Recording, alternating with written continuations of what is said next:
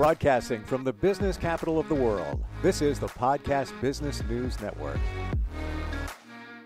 Welcome back, everyone. This is for anybody that owns a business or if you lead a team. I said the word lead. We're going to focus on that today. Leadership. How does that look in terms of effective communication, communicating to your team as a leader? And this also translates not just to your business, but your life in general. You're leading your family, one would assume as well. You're leading your life. There's another one right there. We're going to look at that with communication through a gentleman who's with a company that is world renowned for what they do in effective presentations. That's actually the name of the company, Effective Presentations. It's all about communication. He's Doug Redhill Pineda, joins us once again here on the program. Hey, Doug, how you doing? Hey, thanks for having me, Steve. It's a pleasure. Yeah, wonderful having you back here. And got to believe that when we talk about this thing, leadership, and there's many different areas of it, especially if you want to go into the neuroscience of it and such, but it comes back to one thing, communication, effective communication. And that's something that your company works with leaders all the time, right?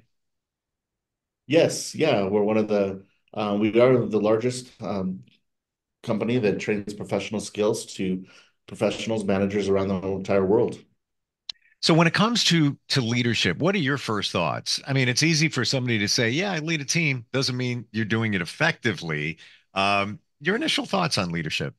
Yeah, I think that, where the era that we're in right now in business is that leadership is going to be becoming more of a topic than we've ever seen before. We've always talked about it. It's always been it's subjects within our, the books that we're reading as professionals, or we mention it in our meetings throughout here and there about leadership, but you don't really see companies do a deep dive into the art and the science of leadership as you think that they would have, but we're going to see that much more so going forward, especially with things like artificial intelligence coming in and the way the information is being communicated is going to be changing.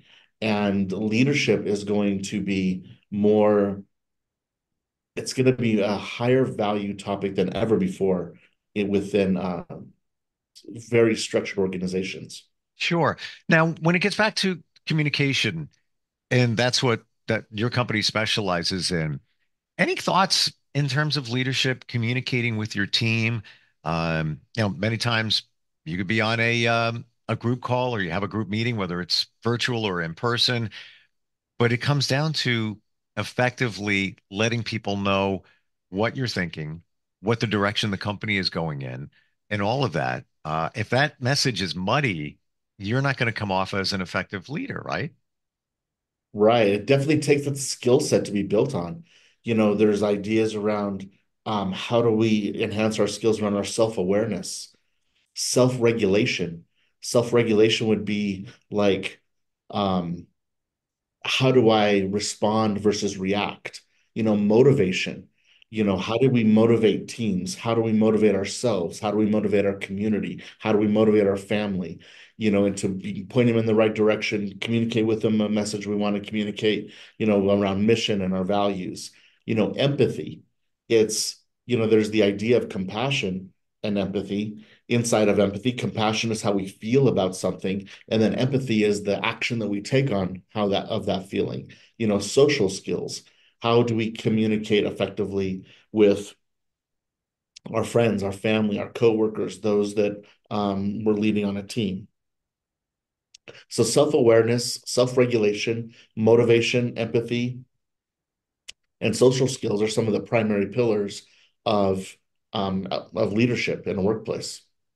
I had to believe being an effective listener comes down to that as well, because I've been in those situations where the leader is almost like a dictator, and even been in situations too where the general manager may say, "It's an open door policy. Come in here anytime. Anytime you want to say anything."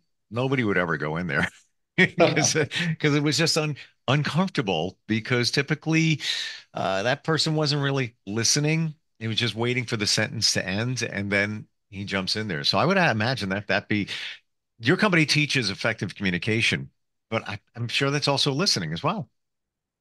It is listening. We have the listening part of the skills, which is, one of that main skill is just to remind ourselves is just, and I know it goes right back to the basics, but this is again what effective, leadership and communication is about, is just being very mindful to be present and to allow somebody to express themselves. And then you're observing who they are. You're observing their thought. You're observing what idea are they trying to get across to you. And it's not just listening to react. That's the basic part I just brought up. It's not just listening to react. We all know that. But in practice, that we want to be able to walk our talk. And Mm. so I would encourage anybody who's listening, just as a reminder, just really listen to understand. Don't listen to react. Don't listen to participate. Don't listen to like, oh, yeah, me too. But really listen to understand. And I think if we make that a primary motivation for us about our communication and with leadership, I think that'll take us to the next level. Just Sure. out of how do we understand each other? I believe also great leadership skills come in transparency, just being real, where when the leader tells you something, you feel that it's coming from the heart. They're not just throwing things at you. Um, and back to, and I can just relate to the experience that one general manager I was referring to. Um, you never felt he was being transparent. The one that Mm. replaced him is somebody you feel who is real. Now, I don't work for that company anymore. That was a number of years ago, but I still work with them uh, on a different level. So I'm not an employee of that company, but I'm aware of everybody there. And I see this guy's personality and good man. Like he just seems like he's a regular kind of guy. He's part of the team, but he's also leading the team as opposed to, the what they used to call it the corner pocket. Yeah, you got to go in the corner pocket and talk to Mr. All right. Insert name. Um, the transparency thing, I think, goes a long way. It's easy to be that transparency. And I would use kind of like that other word I think it was genuine or authentic. Sure. No, just to be a genuine guy, an authentic person, gal, whatever that is, it's when you take off of this veil that we're trying to portray to everybody else that we're something that we're not, we may want to say, like, oh, these are the things that I've seen on TV. These are the things that I've seen in movies about what leaders do or how they act, or how do I command, how do I get authority? How do I keep authority? And then how do I act authoritatively? Sometimes it's a little bit of theatrics to it that we culturally integrate into our personas. And when you start to see people who operate that way, that's what we're probably seeing, like they're acting disingenuous or they're not acting authentically because they've put on this demeanor and this, like, again, this manufactured persona that that I just don't think that we can really underestimate people's ability to see right through that, especially more and more. And one of the reasons they have to do that is because they really don't understand really how to develop the business or develop the role they're currently in. See, when companies Hmm. hire somebody, they hire them off of their skills or their abilities based on their resume. But once they get inside of that company, you very rarely have companies, except for our type of clients, that bring us in and teach them the soft skills, about how to be professional, how to be a manager, how to be a leader. And one of the things that we start with is just the idea of, okay, to be authentic, to be genuine, you don't have to incorporate this character or this persona of a leader that you really are not. Really, what we just go back is to what is the vision of the company? And then what's the mission of the company? What are those elements and what are those things that support the vision? And really, once you start to lead by understanding the mission of the company, how are we going to fulfill the vision? Then you don't have to act as if so much anymore. You can start to lean into your skill sets and your abilities as it relates to the pillars of the mission of the company to achieve that vision. And once you do that, now you can drop the idea that, like, okay, the persona of a leader, that what you think it is. And then now you can go into your now more of who you are authentically, genuinely about your self-awareness, your self-regulation, the responding versus reacting, the empathy, connecting with your compassion. And then once you understand the compassion where you're coming from, have the ability to understand and share the feelings of others and see things from their perspective, then you can step in proactively. And that's what empathy is. Compassion is feeling it. Empathy is taking action on that feeling to help them build stronger relationships and understanding why people are feeling the way they do. I love that. The empathy part, I think, is forgotten a lot of time with leaders. And also forgotten is two words, give thanks. How many times does that leader say thank you, even if it's for something small? Even if I return an email to anybody, I usually look for a reason to say thank you, a genuine reason. If there is none, there is none. But a lot of times there is, thank you for that update. Thank you for checking in, whatever it may be. I find that that's not done very often. What are your thoughts? Yeah, I think that's correct. That's encouraging and can be used for corrective behavior. Whenever you say thank you for somebody, that's letting somebody know, like, hey, I recognize that as a positive trait and whatever we're communicating about. It doesn't go without noticing that you've done that. So what it's doing for that other person too is it's letting them know that, that's a desired behavior. It's kind of like um, I forget the person's name right now, but he was a speaker on stage one time at an annual event, and he was a high level Delta Force Ranger type person in the military. And they would spend he was part of a special operations unit that would be sent in to go either take out enemies of state in certain ways or to rescue American uh, people in situations. And he was telling me that they would use this process of using the word check to go around. So somebody would say something, and then the team would go around and check, check, check, check. They make eye contact. They use this word so everybody Hmm. understood that was the positive, that was the element that was important for everybody to know. And so if you didn't understand it, you didn't say check. You went back until everybody understood exactly what was happening. But it kind of reminds me of it's just that may be from a military aspect, but just taking it down to the courteous role of being a professional and communicating with each other, that thank you is also like a check of a high level operations unit. You're just checking that that's a positive point of the point of, like I said, the communication. So yeah, I think that not only just saying thank you, but from the operating from the aspect of a gratitude. Look, this economy is tough. Our world governments around the world are tough, and they've got conflicts between each other. We have got a supply chain that is shaky at best to get things of what we need to go. Things are under a lot of pressure in a lot of places around the world. So this idea of starting with a point of gratitude with each other is going to go a long way. It's these really small things that we do consistently that get us better. It took a long time for us to get us into a lot of tough positions.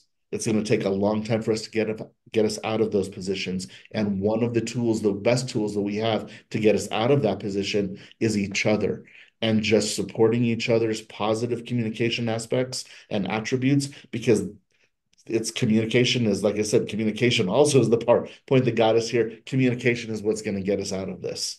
So yes, Yeah. all of these little elements, they add up and they matter. I love you said the word positive there. Many times we gravitate toward the negative. We lost that account. Look what's going on here. All it means is it's an opportunity to move forward, learn from it. Why did we lose that account? What's going on there? And then you push forward. It's kind of exciting. You have lots of opportunity if you flip it and look at it that way. And another uh, part of leadership is admitting you don't have all the answers. So many times that, leaders up there wants to feel strong, don't want to feel vulnerable. Um, they want everybody to think that they have the answer. They're the leader. They're the one always giving advice. But It's okay to admit, "Yeah, I don't have the answer on that. I'm going to check on that." Or just like we said, listen to your team. Listen, take that check, check in with them, see what they have to say. Yes, for sure. I want to talk more about the communication training that your company offers for Mhm. leaders or anybody. Um, what type of programs? We've never broken that down in terms of what you offer. Can we look at some of that? Yeah. So what we have is we have four primary workshops of what we work on. The first one we do is public speaking. And the public speaking and presentations workshop is that's we help people basically have to be able to get up in front of anybody and speak confidently and effectively of what their subject is.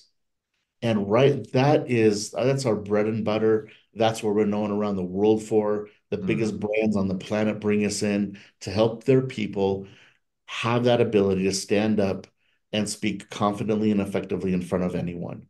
It's And huge. I that want to is share with you, really, Doug. I had this conversation with somebody yesterday, and we did a video with a prominent leader of a dental practice. The guy's got so much charisma. He just like brings it. He's always smiling. Everything's great until he needed to go on video and mm, do a presentation. He was lost. I mean, I felt bad for him. And this happened last year, but and it just come as we're talking now, it just popped in my head. I had the conversation that sometimes people think that they are in that position where they've got it all together, but they need work in terms of their presentation skills, right? it really is because what happens is they feel like, the spotlight comes on them and then they're under the microscope. And then it comes to like all of those ideas about, like their own self-confidence, their own self-worth, their own self skills and abilities and their ability of what do people think about me. And it's set, it just goes on and you get into that loop and your mouth gets dry and you start to sweat and your heart starts to pound a little bit or you got butterflies or you're wondering what you're going to say the next thing, and you start to fidget with your keys in your pocket or your notes, right? And that's basically that's a big piece of what we start out right away is to start to break this down into such a way that it's about the information and it's about little tips, tricks, nuances, skills, abilities. It's an incredible program. It's fit into either 1 day training or 2 day training. We have different places around the country. You can go to our website, effectivepresentations.com, and we have what's called open enrollments, meaning that we have these trainings going on around the country. You can go on and you can just open enrollment. You don't have to be with a particular company. Hmm. We also do corporate trainings to where you hire us to come in and you have 5, 10, 15 people in a room, and we go deep onto this ability to speak publicly and do presentations. And what you're talking about with the gentleman that you just gave that example, we also have a messaging and structure presentation. Hmm.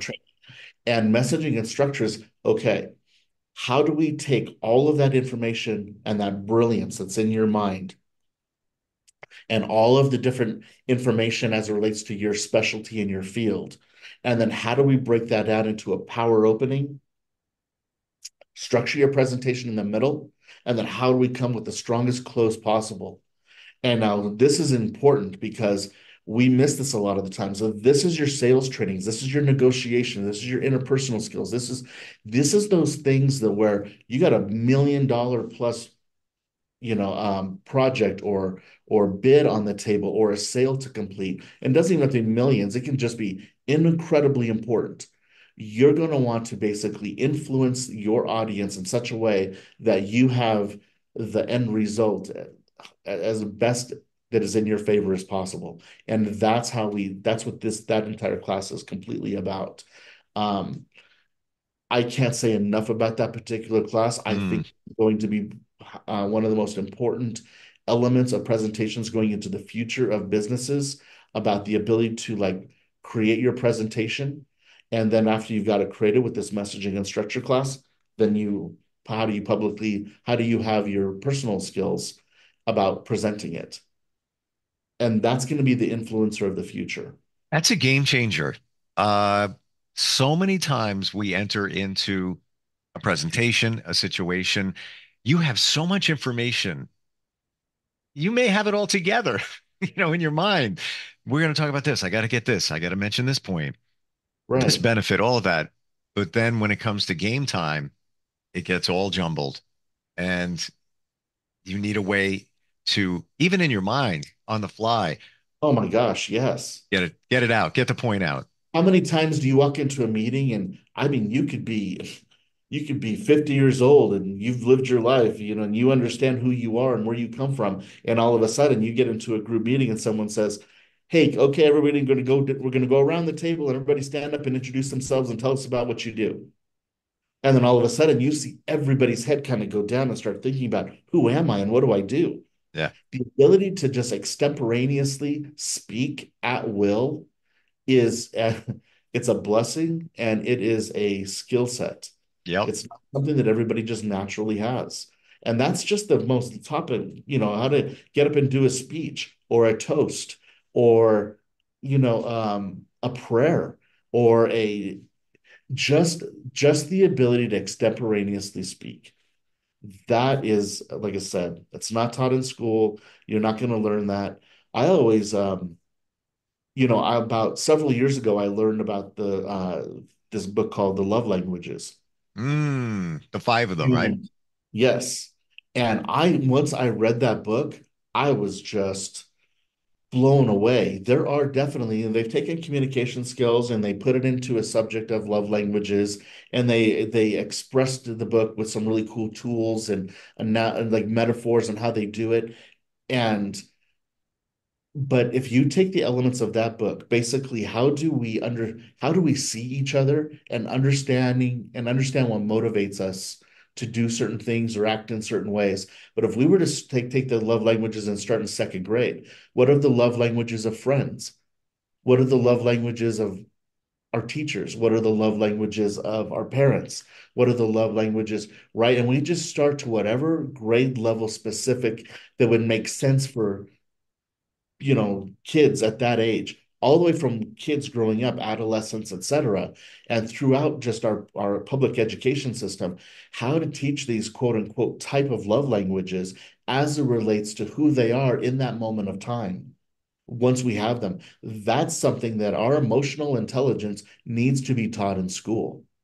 It's huge. And you're right. A lot of times, because it's called love languages, many of us equate it to relate romantic type relationships, but it's the same thing even with your kids. If everybody has a different mode of operation, whether it's words of affirmation, whether it's touch, whether it's service. Like you might have a client that loves extra service, they're motivated by bonus or, whatever it might be. And you throw them a little extra that once you figure it out, you're going to make their day. We're out of time here, Doug. Okay. Tell us how we connect with your company and make a difference in not just our professional lives, but our personal lives. Yes, everybody head on over to Effective Presentations. That's presentations with an S.com, effectivepresentations.com. And we have a very robust website. And you can just go to the contact us page and just send us send us your contact information and a brief note, and we'll get right back with you. Our 1-800 number is also on our website, so you can call us directly, 9 to 5, Monday through Friday, Mountain Time, and you'll get a live person, not a phone tree. And yes, we just look forward to connecting with you and answering questions and talking more about presentations and communication. Awesome talking with you today. And yes, effective presentations are the leaders in what they do in helping you to communicate in all different areas. Thanks for being here today, Doug. My pleasure. Thanks. Appreciate it. Thank you. We'll be right back. Are you looking for even more of the podcasts and hosts that you love? The Podcast Business News Network is proud to announce that you now have even more ways to listen live. Check out the MyTuner Radio, online radio box, and Simple Radio apps on iOS and Android, or find us online. Search for Business News Network on mytuner-radio.com, or search Podcast Business News Network on streama.com and onlineradiobox.com/US. Take your podcast on the go and don't miss a minute of the action.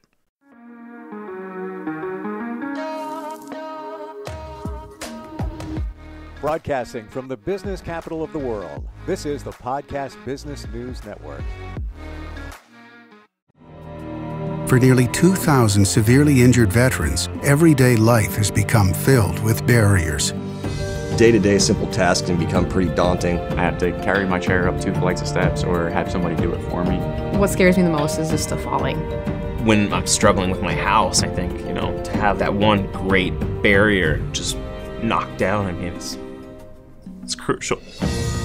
Home for Our Troops is a wonderful nonprofit that builds a Mortgage-free, fully adaptive, handicap-accessible house. And there's no catch. It'll be our very first home that we've ever owned. This is a game changer. This is where your life begins again. We need you to join us in completing this important mission. Please visit hfotusa.org and help build homes and rebuild lives. Because of you, everything's going to be okay.